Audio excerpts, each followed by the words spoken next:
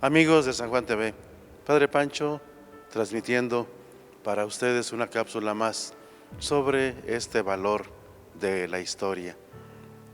La historia que ya decíamos no es solamente la narración de una serie de hechos, sino el volver a hacer memoria de hechos para nosotros significativos y que al fin de cuentas no fueron un producto de generación espontánea, sino se fueron preparando.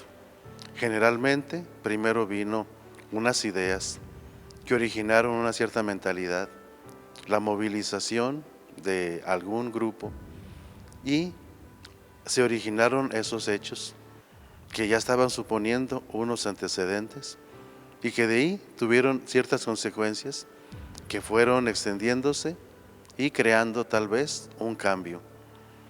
Ahora bien, muchas veces nuestra historia está compuesta de hitos y mitos. No tenemos todo lo que sería una historia.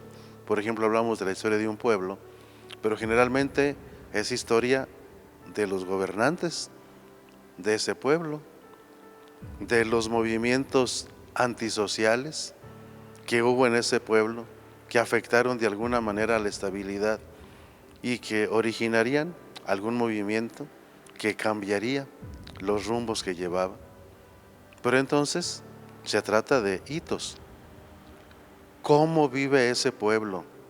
La gente ordinaria, los pequeños grupos que podrían parecer antisociales, porque muchas veces la historia está escrita por parte de los vencedores y los vencidos ahí no tienen voz en esa historia. Pues bien, ¿cómo vivían? ¿Por qué reaccionaron de esa manera? ¿Hacia dónde se va? Son cosas que la historia tendría que ir viendo, ir apoyando esa microhistoria. ¿Por qué es importante la encuesta que se está aplicando en los sectores parroquiales? Pues porque ahí va, en esa forma como llegan los primeros a asentarse en ese lugar. O alguien se le idea transformar aquella tierra de cultivo en un fraccionamiento. O alguien empieza a hacer su casita y empieza a pedir ciertos servicios. Empieza a idear ciertos centros de atracción y comienza así la población donde hay personas que practicaron la caridad, unieron a la comunidad, solicitaron servicios, prestaron servicio de educación, de organización, incluso hasta pasaron ciertos conflictos y se va formando esa pequeña historia que parecería insignificante. ¿Qué etapa nueva ha traído? Pero que le va a dar identidad precisamente a ese grupo humano que ahí vive. Y entonces, bueno, nuestra historia se compone pues de hitos, más cuando hay una historia oficial en que ha seleccionado ciertos hechos, los ha generalizado para toda la población. Los celebra, es importante celebrarlos con monumentos, con nombres de calles, con ciertos festejos, y todos lo asumen como si fuera propio, aunque en realidad pues ha, como ya dije, generalizado. Nuestra historia se compone de hitos, pero también de mitos.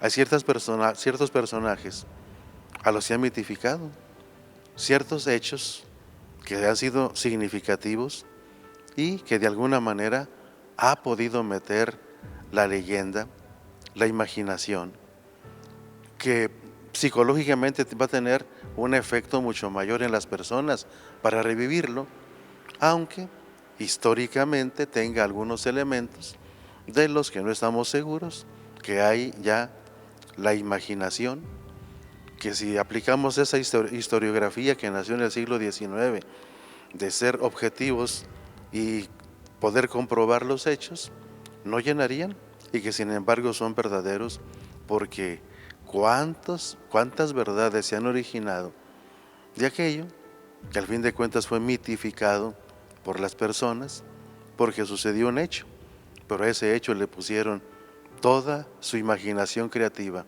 y proyectiva para originar tantas realidades después. Bien, a esa historia pues de hitos y mitos tenemos que completarle con nuestra propia aportación. Cuando nos sentimos parte de esa historia, no simplemente espectadores que estamos fuera del camino, sino somos los que vamos caminando en ese mismo camino donde otros caminaron antes que nosotros y otros vendrán después, pero que al fin de cuentas es nuestra misma historia en la que estamos participando. Creo que ya es diferente, porque entonces nos interesaremos en reconocer las cosas parciales, el reconocer que podemos nosotros participar de alguna manera y al fin de cuentas decir, es nuestra historia. Bien, mis amigos, gracias por escucharme. Hasta la próxima.